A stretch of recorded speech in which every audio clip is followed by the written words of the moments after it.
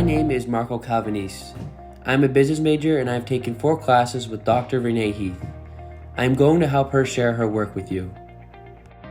Hi, my name is ReneeHeath, and I am a scholar of collaborating communities and dialogue and listening. And it's funny. I'm very excited to be a part of the Global Listening Center, and very honored to be a part of the amazing group of people who bring together perspectives of listening from all over the world. My own connection to listening wasn't so obvious to me until people outside of my sphere started recognizing my work as being squarely in listening work. I started to be cited by people who were calling my work as contributing to listening, and I have to admit I hadn't thought about it that way until people outside of my sphere noticed that. I think important about that is that I do study dialogue, and dialogue, as I understand it, as it's been written about by many, is not about to, but about through. It's the process of engaging with one another and that space between where we start to understand one another when in dialogue together. That's been central to my work on community collaborating. And, I started, too long ago now, a few decades ago, as a nonprofit stakeholder working on education issues with kids, and was invited to be part of this community inter-organizational collaboration that was pooling resources to do something a little bit more innovative for kids in our community. And I became pretty fascinated with those processes and later returned to academia to study that. And that's when I discovered that at the root, at the heart of a lot of meaningful work, is the idea of dialogue, this idea of through, this idea of between. And in that, there is not dialogue without care to listen. In fact, you cannot be in dialogue by just speaking. And so today, I guess I will share a little bit of the work that I do with students. I'm the co-director of the Civil Discourse Lab at the University of New Hampshire.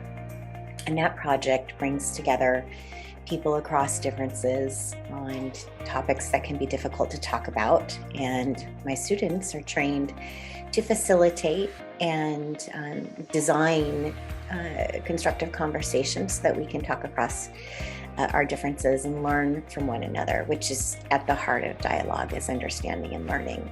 So again, I see that as the root of problem solving in this complex world that we live in. So I'm going to share a little bit of what I do in the classroom with students, a little bit of the lessons that are crucial to my work. Dr. Heath teaches classes on language interaction, collaboration, organizational communication, and public dialogue. Listening is a core concept in her work and what she teaches. Dr. Heath views listening as a key element of dialogue, which she claims as the foundation of what she teaches. Her work is about collaborating, and she doesn't believe we can get there in this complex world without genuine listening. And dialogue is authentic. Dialogue is with humility. It's with earnestness. So let's talk a little bit about what dialogue is. Patrick, you gave me dialogue, destruction, and invention. So this is often something I'll throw out there on a test question, and dialogue is destruction. That doesn't sound right. Destruction sounds like something violent, right? So what is meant by dialogue is destruction? I think it meant you're destroying their beliefs, to help them understand a wider.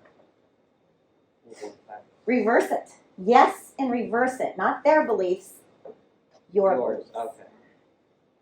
When I listen to you, if we look at the diagram, when I am listening to you in a genuine, earnest way, and you are sharing what your experience is, what you feel, what you know, If I am listening, I cannot unknow what you know. Now what I know, whether I agree or not, will always incorporate what you know. And I tell that story in this chapter, and I'll talk about that in a minute. So what gets destroyed is a singular understanding of the world. Do you start to see why this might be important for collaborating organizations? If you can develop the skill, this ethic, dialogue is more of an ethic as well as a skill, of listening to others and trying to understand it from their perspective. I'm going to let Dr. Heath put some of what she teaches in her own words. In this lesson, we will learn to listen and understand people's identity and power needs. I spend a lot of time sharing and talking about this idea of listening for what isn't said. We need to listen, of course, to one another for what is said, but also listening to each other for what we haven't said can possibly be a key to working through conflicts. And this work is based on many other people's work who I will share the credit with as I wander through this for a few minutes with you. But knowing that we need to listen for what's unsaid, how might this affect how we listen to one another? So listening for what's not explicitly said, it involves a little bit of thinking about communication. And I'm going to share a little bit about that since I am a professor of communication. Let me start with a case. And this is an amalgam that comes out of the book that I wrote with Professor Matt Isbell. And it's an amalgam of many women's experiences and men's experiences in marriage. Olivia and Jack are fictitious, but I've had people ask me, was this you and Chris, who's my husband? I'm like, it actually wasn't specifically, but generally, I think many parents have shared an experience similar to this. So Olivia had been home for 8 years raising children while her husband, Jack, supported the family. They had both decided on this path when they were very young, and now their youngest child was starting first grade. Olivia wanted to return to school to get her master's in business administration. She didn't realize how much she missed having colleagues and wanted to re-enter the workforce to continue her career path towards certified public accountant. Olivia believed the MBA would give her greater options regarding where she might work, and that would result in greater flexibility, which she thought would be desirable as a working mother. And Jack is vehemently opposed to Olivia's return to school. He believed the family was fine on one income, and he didn't want her to return to school or work while the children were still at home. So this becomes a case that we work through to try and understand what it means to listen for things that aren't said. To do that, we need to know a little bit about this groundbreaking work done by Fisher, Urey, and Patton when they wrote the book Getting to Yes. So this might be familiar to many of you, but they talked about basic human needs that we all have: the desire for security, economic well-being, a sense of belonging, recognition, and control over our own lives. And I ask as we work through this case, do you recognize these needs in Olivia and Jack's conflict? I mentioned we need a little communication theory to think about this conflict and how we can move to the other side through listening. When we communicate, we're negotiating, and we're negotiating multiple things at one time. We're negotiating knowledge. That's what we believe to be true. We negotiate our identities when we speak with one another. That's how we understand ourselves. And we're negotiating our relationship, which is how we understand each other together, not just me, but we. And then finally, often we are negotiating social orders, and that's how power gets structured in our society. And this comes not from my work, but from the work of Stanley Deese, and he's also building on Jürgen Habermas's work here. So when we know that we're communicating on multiple levels, and we think about this in terms of listening, and we return to the case, and we see that we can listen for basic needs. We can listen for latent, unexpressed needs, values, and interests that are happening in this conflict. So Olivia's expressed position: I would like to return to school for my MBA and CPA license. is not reconcilable with Jack's expressed position, which is, but this is going to be disruptive to our home lives, and we don't need you to work outside of the home. So here we're at an impasse. But if we start to think about what Olivia's saying in her expressions, if we are listening for her needs and values and interests, we will recognize that on multiple levels, she's saying other things. In terms of knowledge, she's saying, I believe these achievements will grant our family greater control and flexibility. That's what she believes to be true. Whereas Jack doesn't believe that she needs those things. So they both believe things that, again, aren't irreconcilable, but they know these things to be true. She's negotiating her identity here. I always envisioned completing these achievements. I enjoyed my career. I was good at it.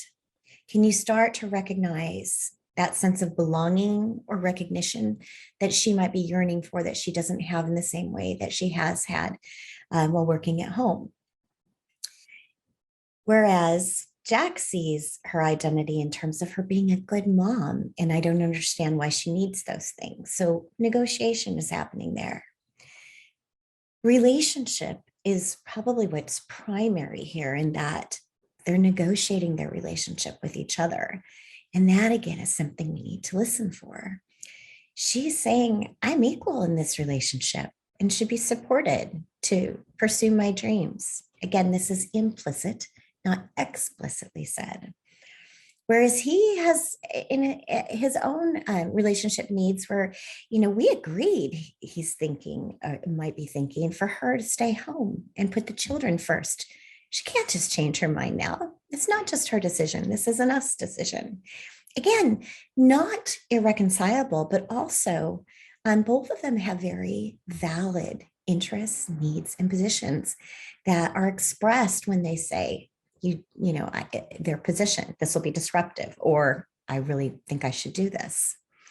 And then finally, we also see social order is being negotiated here. And this could be important, something we might want to listen for when trying to negotiate or communicate across differences. In Olivia's expression of returning to work, she's also expressing that she doesn't believe there's one model for raising a family. And Jack is not so sure. He always thought that he would work while his wife took care of home and family needs. And he thought that those values were shared. So in essence, they are both asking for care and consideration of things that didn't get said explicitly. But if we think through what happens when we communicate, how we are simultaneously communicating knowledge, identity, relationships, and sometimes social order, then we can start to think about what needs and values are being expressed in not so many words.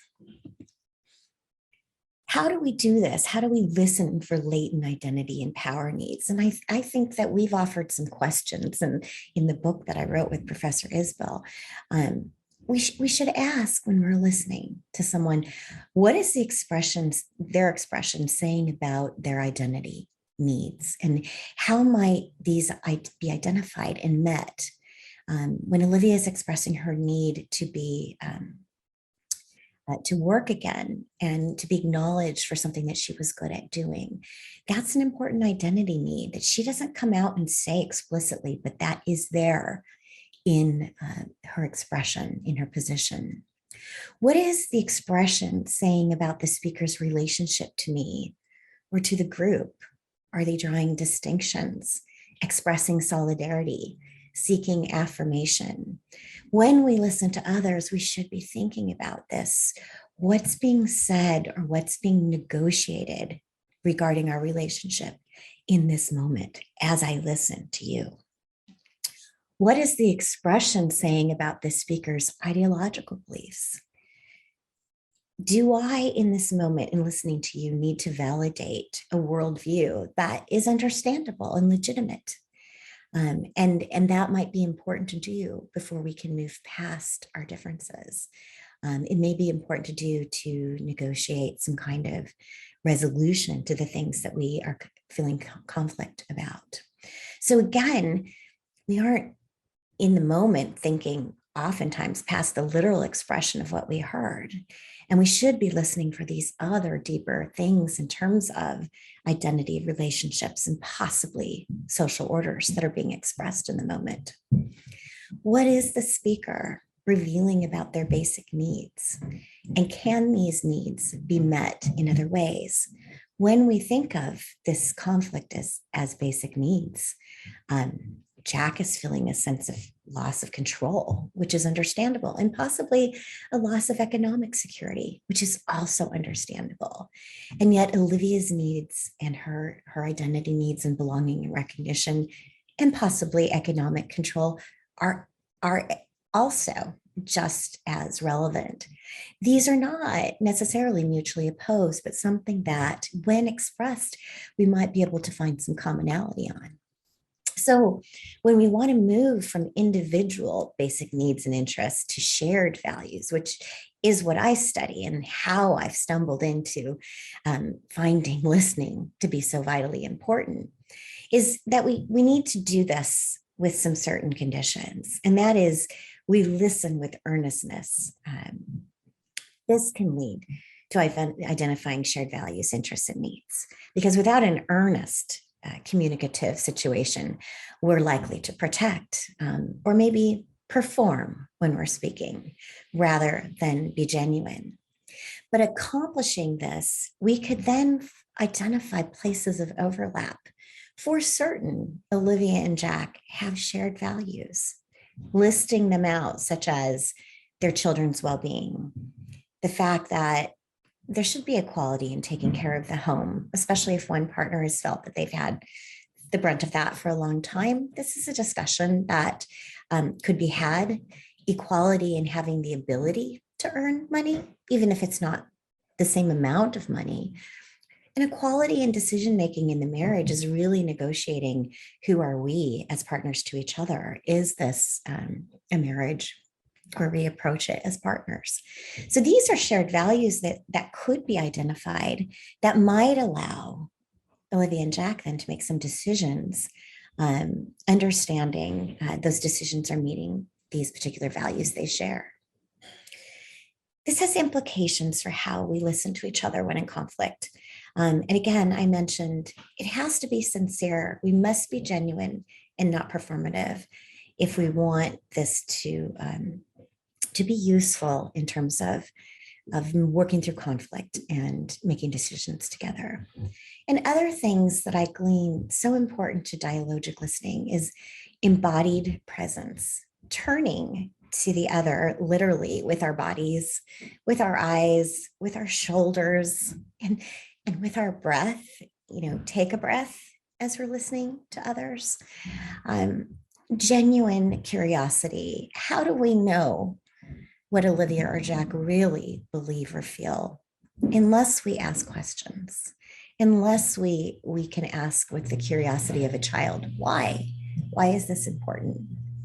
And those questions lead to understanding, not winning. That's a different mindset. Finally, inviting storytelling is a part of our listening experience. Olivia could share her favorite days when she was working and how that made her feel, which would create empathy on Jack's behalf in understanding why it might be important for her to go back to school and to get her advanced degrees. So listening is about all of these other things as well. It's about understanding what we're listening for and understanding how complex communication is in that moment. It's about sincerity and genuineness, and it's about making space to tell stories and to hear one another. I challenge us all, and this is the challenge I bring to my students in schools. What if we listened like this in all of our relationships, in our work, in our world? The lessons that Dr. Heath teaches are put into practice through the Civil Discourse Lab. One of the classes that I was a part of organized a public dialogue about water issues in our region. We brought together scientists, students, and Indigenous peoples to discuss our values and priorities around water policy. We went to great lengths to include people that could not attend in person. Listening in their perspective was a vital part of our program. Through active lab-like settings, students learn to design and facilitate difficult conversations. So in other words, listening is a pretty important part of that. Debriefing the facilitation experience is key. Since Professor Heath and Professor Jennifer Borda founded the Civil Discourse Lab in 2018, undergraduate students spend more than 1,500 hours in facilitating and training outside the classroom. What Emma said, there can be really difficult topics, and sometimes if someone feels like they're in the minority, they might not feel comfortable speaking up, so you could see like a common theme kind of dominating the conversation, and maybe there's one or two people who don't feel comfortable, so kind of pulling them in, like, what do you have to say about it? Like, and especially, like, I know we like built it into our ground rules, like saying like conflict is okay, like it's encouraged, like if you don't believe, if you like think differently, like that's completely fine, your thoughts are valid. So kind of like creating that space early on and listening to like what isn't being said and kind of trying to pull that out of people. Adding on to that, like just how big the world is, like you really learned about how like crazy and interconnected this topic of like water conservation, water is. But there are like so many people in this world, and just like listening is so important because so many people are experiencing different things that will cause them to come to the conclusion of what they're thinking and what their thoughts are. So having the ability to listen to that, to like hear people's stories, to understand like where they're coming from is really important. And I feel like in this generation, people are starting to like come to the realization of that and understand that there are so many diverse people in the world. Obviously, nowadays especially, there are a lot of different people with a lot of different opinions, and sometimes it can be intense. But it's important to listen to people even if you don't agree with their viewpoints, because I feel like you can get a more diverse range of perspectives even if you don't agree with them. Like you can at least try to understand where they come from to understand why they think stuff like that.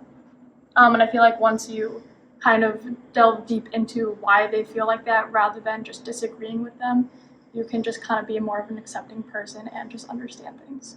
To add to that too, I thought that being comfortable with the silence, that was pretty crucial, because I know when it was silence and it felt awkward, instinctually I just wanted to say something, but the more I let that silence kind of sit there, the more they thought and felt the need to say something, and that started conversations we wouldn't have had if I said something. But I honestly think there could be big changes if people like learn how to actively listen and like try to put themselves in other people's shoes. It like makes you empathetic just naturally, and I think that could like help solve a lot of the problems we're having, is just trying to put yourself in other shoes and listen to other people's perspective and see where they're coming from. Hundreds of students enroll in Civil Discourse Design classes, and more than 1,500 participants, including faculty, students, and community members, have participated in public dialogue and speaking events we organize on topics such as immigration, conflict in the Middle East, the stigma of addiction, access to higher education, voting rights, and my own experience facilitating deep conversations on environmental water issues. This is my hope, that by listening, by dialogic listening, we are creating a stronger, better world through our relationships, through our work relationships, and through global complexities that many in the Global Listening Center have been devoting their energy to. So I very much appreciate being here and appreciate you listening to the things that I think about and talk about quite often. Thank you. I hope you enjoyed learning a little bit more about the listening work of Dr. Heath and the University of New Hampshire. Please feel free to email us for more information about the Civil Discourse Lab.